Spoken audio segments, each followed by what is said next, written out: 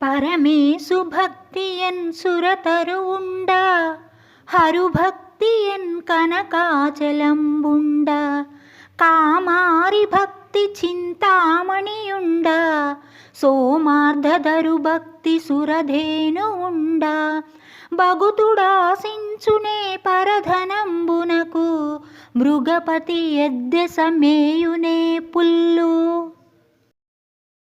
మా సొమ్ము మాకప్పగించి మీరిక వెళ్ళవచ్చు అన్న బిజ్జలునితో బసవన ఈ విధంగా అంటాడు. పరమశివుని పట్ల భక్తి అనే కల్పవృక్షం మాకు అండగా ఉండగా, శంకరునిపై భక్తి అనే బంగారు పర్వతం నా అధీనంలో ఉండగా, పరమేశ్వరుని పట్ల భక్తి అనే చింతామణి నా చెంత ఉండగా, శంభుని భక్తి అనే కామధేనువు నన్ను కనిపెట్టి ఉండగా, నా వంటి భక్తుడు ఇతరుల ధనాన్ని ఆశిస్తాడా? సింహం ఎక్కడైనా గడ్డి మేస్తుందా?